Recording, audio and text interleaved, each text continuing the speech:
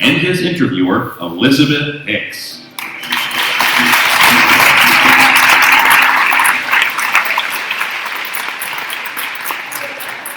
Thank you so much for joining us. Are you having a good time at LibertyCon Europe so far? Fantastic. Love to hear it. Thank you so much for being here. I'm joined today by Patrik Schumacher, as you all know. We have a very limited amount of time this evening for this interview, so we're going to get started right away. So, as you know, Patrik Schumacher is an extraordinary architect who's done amazing work with Zaha Hadid Architect. And I just really want to get started. I know you actually have a doctorate in philosophy, as some people may actually not know. Are there any philosophers that have shaped your beliefs so far? Any notable philosophers that you look to or admire? For sure. One of them, I think, was very seminal for me was late Ludwig Wittgenstein, who is incredibly influential in the 20th century, basically grounding philosophy in the philosophy of language and understanding language to be practically and pragmatically grounded. So intellectual life is ultimately grounded in practical life. It was the first thing which is very important to reflect upon when we think that what we talk about needs to kind of cash out in real life consequences. Knowing what we're talking about is knowing that what we would do in accordance with what we're talking about. And that cuts out a lot of talk, by the way, as kind of fanciful, meaningless metaphysics. Second one I want to mention, very important, and it's maybe a bit controversial here, is Karl Marx. And he also, by the way, his intellectual life was very grounded in practical pursuits, and he was the one who first said, he's a very young man, very ambitious man, that the philosophers have so far only interpreted the world, and the point is to change it. And when I stepped in earlier, there was change the world kind of slogan. That's what we all share, and we should open up and learn from Marx. And what I learned from Marx is not the actual predictions and policies and recipes for human progress, but that he took upon his shoulder to think through and take responsibility to think through the conditions and possibilities and options for humanity as a project to flourish. And that he understood that there's a deep kind of understanding of how humanity evolves, emerges, continues to prosper potentially. He has an economics-based condition of human politics, but also deep sociologically and conceptually grounded economics. So historical materialism is his, let's say, very influential and maybe nearly universally now accepted approach of understanding history and development as tied in with the material freedom and progress, and basically an economics-based understanding of the world and its future. So here we go. Great, Karl Marx, what do you think? Well, actually leads me to my next question. How does architecture and urban planning fit into libertarianism? It's very critical and very important because the real estate market, in particular the segment, the housing provision, is one of the most distorted and eventually kind of hampered markets in all of the economy. And we see massive distortions and problems. And it's also incredibly important to think about it. Our sense of well-being and progress is also registered in how we live, where we live, and how we create ourselves a kind of hospitable home on this hostile planet or universe, potentially hostile universe. And we have an enormous interference, enormous kind of hampering of an historically important process we're seeing right now, which is a new urban convergence, an urban renaissance, where the 20th century was kind of spreading out into the suburbs with greenfield factories and the so-called forest paradigm of medical mass reproduction. And now we have to come together into these kind of R&D and knowledge economy hubs, and we want to concentrate in urban centers with new lifestyle, and politics has frozen up this process and makes it nearly impossible to make that happen. And it's not only it's planning restrictions, it's the NIMBYism which is preventing and jacking up prices, it's the position of standards, there's so much interference, and also it's a big ideological challenge because a lot of people feel that this isn't working and they attribute this to the market, because we obviously have a mixed economy where there's the element of market and entrepreneurship and market process and the element of politics, and the negatives are often attributed to the wrong side.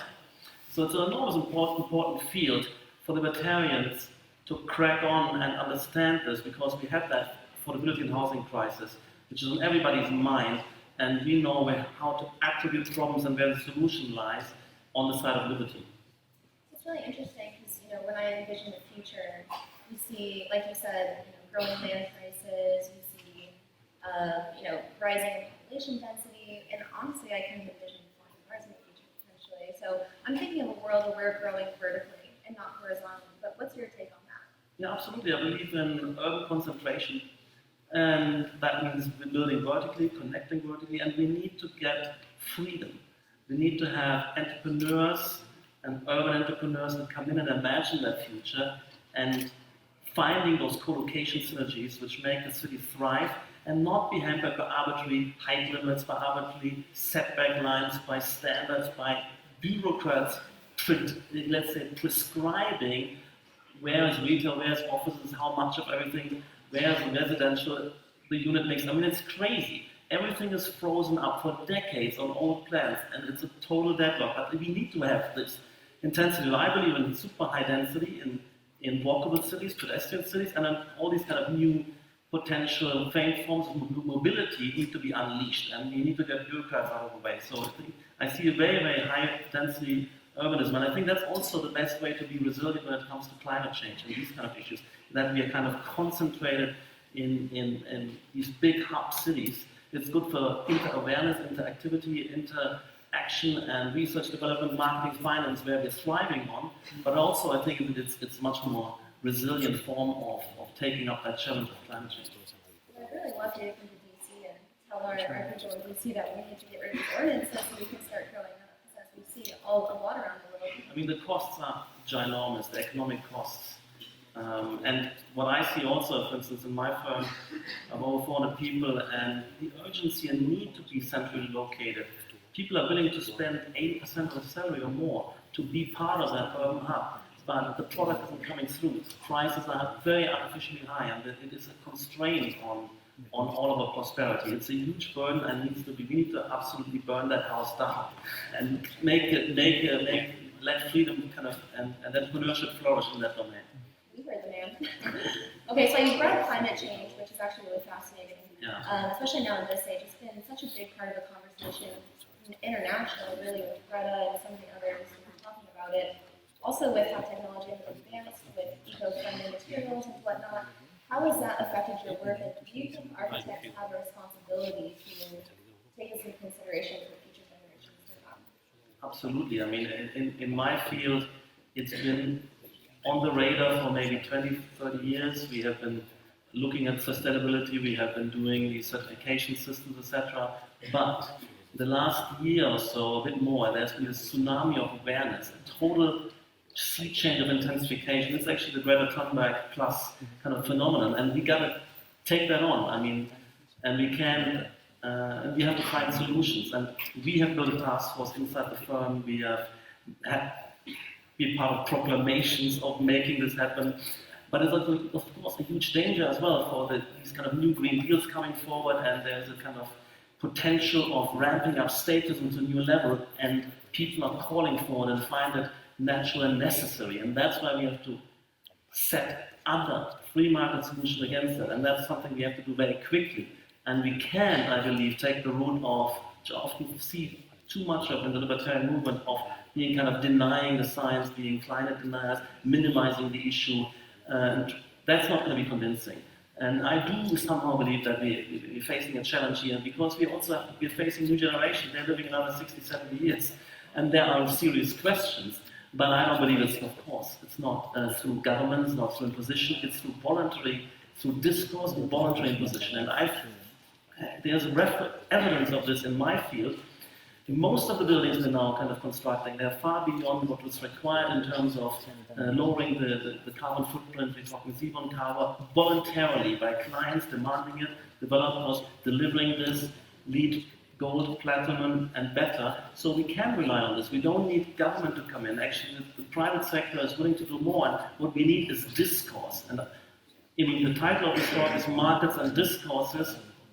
And a new politics is the politics of discourses. And, a self-respecting person wouldn't wear fur now in social situations or smoke like crazy in front of everybody.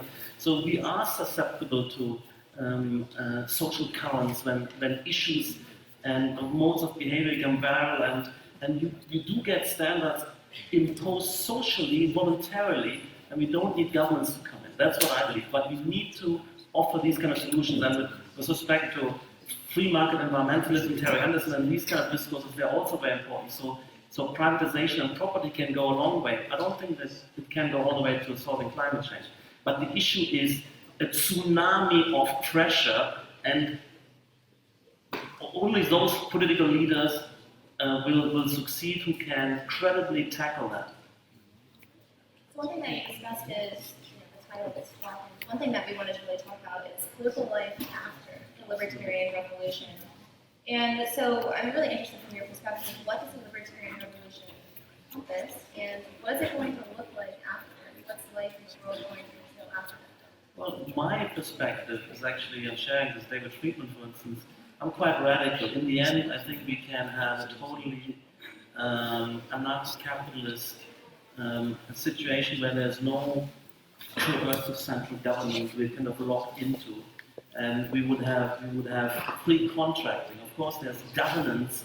And recently, there's a very fascinating book by Stringham about private governance, showing how many of the issues we look for government was actually a way of handling and not allowing these processes. For instance, if it's the whole thing of stock markets, of things like electronic payment systems. More recently, there are private solutions, I believe, in multiple interpenetrating private judicial systems, private courts, private security systems, etc. Everything could be private, and in terms of, it could also be another part of the story would be secessionism of small communities trying different things. There needs to be 1,000 flowers blooming. That's kind of hippie slogan, which I often refer to. So that would be a picture. And how would we get there? I think that all it requires, in a way, it's something like a radicalized version of the Thatcher-Reagan revolution, which then became kind of denigrated as a neoliberal era. That was very progressive in many ways. It solved some of the major crises of the 70s and then got stuck and kind of socialism and statism and these tendencies kind of get back into game, and we have a kind of war of attrition where this kind of radical movement got kind of flattened out. And I believe, it originated in a deep crisis of the social democratic, welfarist, statist model in the 70s, where they also killed the currencies and many other things went wrong, and you had Britain really, 3 days of electricity strikes everywhere, a nation which was proudly famous for its kind of decency and reliability and trustworthiness was turned into a nation of, let's say, tax evaders and benefit cheaters. So it was so bad that there was somebody with credible policies and alternative from the sidelines could break through, and that's what I think we can find once more. We're facing another crisis. I don't think it would happen without a crisis. And that was basically Marx also understood. Crisis is a big kind of galvanizer, politicizing. I was politicizing the libertarianism in 2008, and that, I think, gave this movement a kind of boost on many levels, and it also gave the kind of left a boost too, of course, with the Occupy movement. So that's what I envision. I envision, for instance, simply a crisis coming down over Europe, Scotland becoming independent potentially. They have the kind of dream, the socialist dream for a few months, and totally go down and crash. And then somebody is there, and we need to prepare. We need to build political programs. We need to make the predictions. We need to point to what we've been saying and offer solutions, credible solutions. And then I think somebody could take over and connect back to Adam Smith in Scotland. That's one of the scenarios I see. And all it requires, I think, is one such country in the advanced world, of course, who would show within a few years that we could be surging ahead, where everybody else is still in kind of crisis mode and stagnation, and we're in stagnation for over 10 years. In Europe, with no productivity gains, with the kind of AI revolution on the horizon, which isn't simply happening. So that's where I come in, the urgency. So I believe there is hope, but we need to prepare, we need to be ready, and that's why I like, for instance, the neoliberalist manifesto, which was presented earlier today, which has a full kind of program, could be like a party program. That's what we need to do, and this is the place to think about it. And by the way, I had a great day already today with some really cool sessions. Fantastic. Well, we hope you're sticking around for more. So it sounds like what you would call the catalyst for this libertarian revolution would be an advanced country, kind of changing the way they do things, and showing everyone else. Any ideas or intuitions on which country will be the first to start the libertarian revolution? I don't know. I feel it's going to be Scotland, an independent Scotland, but only after being really going down the gutter with that kind of socialist pipe dreams being busted up. But it could also mean, I love, I think Europe should be broken up. I love Brexit in this sense that this kind of behemoth of Europe, which is forcing everybody into stagnation. I mean, the whole kind of IT startup culture is kind of hampered by Europe here. Gene technology is hampered. This has to be broken up, but also countries like Spain should be broken up into, and the Basque and the Catalans and the various places. Germany should be broken up. Italy, why isn't they kind of dragging on South Italy for decades? There's no good reason why kind of in the middle of Europe, you have kind of South Italy and kind of eternal stagnation and backwardness. I think this will all change if these things are broken up into and become self-responsible, agile, competing entities with competing jurisdiction policy ideas. And I would believe that this competition will drive into the freedom policies. Because they are succeeding policies. But if everybody is monopolized under a big European umbrella, that can happen. It's a kind of cartel of not experimenting with policies. So when is this revolution going to take place? When can we get everyone rallied and ready to go? Well, we need to first prepare, because otherwise we're going to have a crisis and we're descending into right-wing, let's say, national socialism.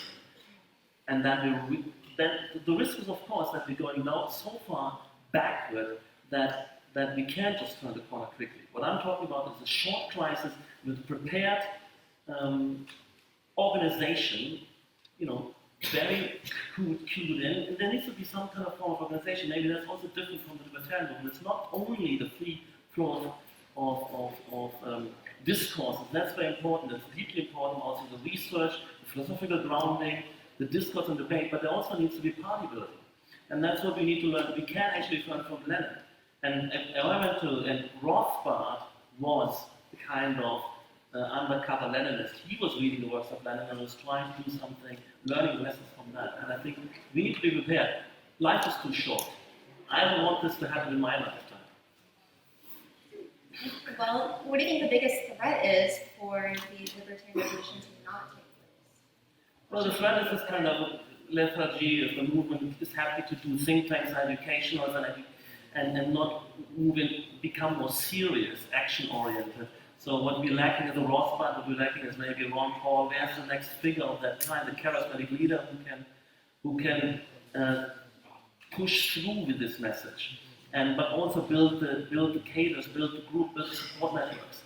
That's the lethargy problem, and of course the other big risk is that this kind of socialist tendency keeps going, and the Green New Deal is actually hitting us. That's why I think this issue over there in the discussion about neoliberalism was also, we can't only talk generalities, we have to take on issue by issue. So it needs to be the kind of climate change and environmentalism issue. It needs to be the housing and urban development issue. It needs to be health. Health becomes a huge kind of explosion of costs in America. There's all the wrong recipes, and there's kind of health economics and libertarian health policies we need to build on. So all these issues have to be tackled, and then they also have to be integrated. That's why it requires a kind of an organizational matrix. There could be several organizations which come forward and step up and do this, but what I love there, the ambition to have a comprehensive policy set. And these guys are kind of young, eager, and ambitious characters, and congratulations, guys. More of that. But do the next step.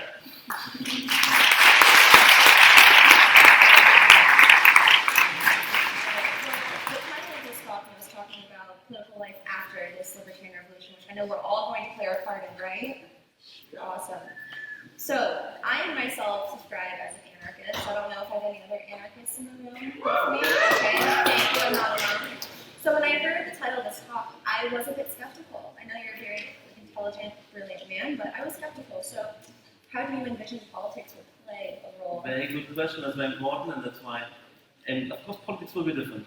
You know, how does it occur to me to tackle? I mean, if you imagine a full-blooded politician, somebody who cares about the human project going forward, like a Murray Rothbard, a Ron Paul, and imagine that the Libertarian Revolution would envisage a society which is a society where it's only market exchanges of private individuals and nothing public and no public arena or conditions, and you then kind of go back to attend your backyard or garden instead of attending to the human project. That's for me not credible. So I believe in a politics which is actually going to intensify, but it's not leading into all the debate, discussions, programs are funneled into this moment of the big election, the decision of a group of people, and then the kind of one-fit-all majoritarian dictate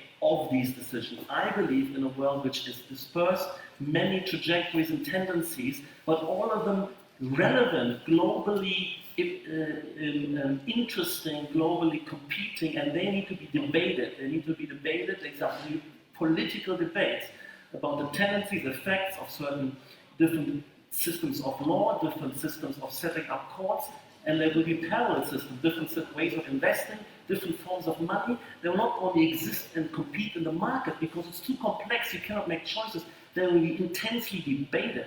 And these will be people, debaters will not only be motivated to peddle a product, this will be proselytizing for solutions. I mean, we have so much energy and time left now with this level of prosperity we achieve that we are engaged and passionately pursuing the common weal, the prosperity potentials of mankind, including everybody. And that's why we're sitting here.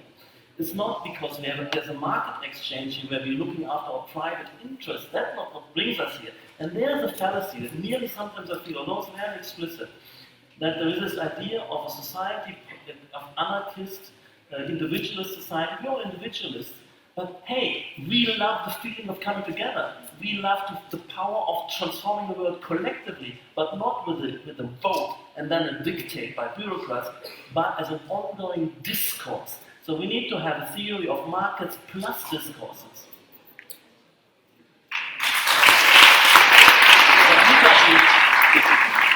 They also, when they talk, they are practically oriented, and then projects flow out of these discourses. Like we have this discourse on free private city, and we have entrepreneurs trailing ahead, and then you observe what they're happening, and then you criticize them. You criticize this model, but also you need to these are sometimes also expert communications and scientific debates which tie in, but this is all for me public political debate in a sense. Everything will become a political issue, and that's my version of a political life, a much more intense, a much more exhilarating political life, because there's so many things to debate. Now it's only kind of one budget every year and one kind of party manifesto for 4 years. There will be so much more to debate and engage with and make happen. And I call this political life after the Libertarian Revolution. So we could all not go back to our backyards, but we could all on the frontier of changing the world. We only have time for...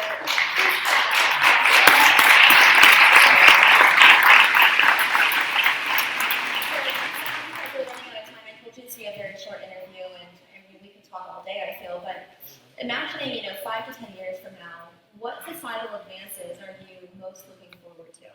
Well, without the revolution, it will be kind of more the same. But I'm working on AI and an AI-infested and transformed city life and buildings which are full of robots and architectural agents, furniture which understands what we want to do next, partitions, opening doors, lighting systems, urban systems, and there would be autonomous creatures which help us to live with each other and we would live with them. I think there's a lot of potential. The interactive installations are the art world, we have autonomous vehicles, but this is much more broad, much more wide, that we will have a new kind of symbiosis, man-machine symbiosis. But the machines are not our slaves where we remote control them, because we don't know what we should instruct them to do. they need to become creative, spontaneous, intelligent participants in an overall new metabolism and life process, and I think we can achieve that, but not if we have the politicians blocking everything, not if it's a kind of precautionary principle overriding everything else, not if there's somebody's against it, we all have to hold hand to make the first move. We have to allow pioneers to make the moves now, and then learn from each other. We need to be risk takers, and I'm willing to take these risks. My God, I mean, I don't want to be hanging around another 35 years and nothing of this has happened. I want to live that dream with all of you, of course. But we need to, so it's a political barrier. It's really what Marx has been saying is, you know, the revolution comes when the political system, the relations of production, the social relations become a barrier on the development of the force of production. And that's what we've reached, big time. Awesome. Well, thank you so much.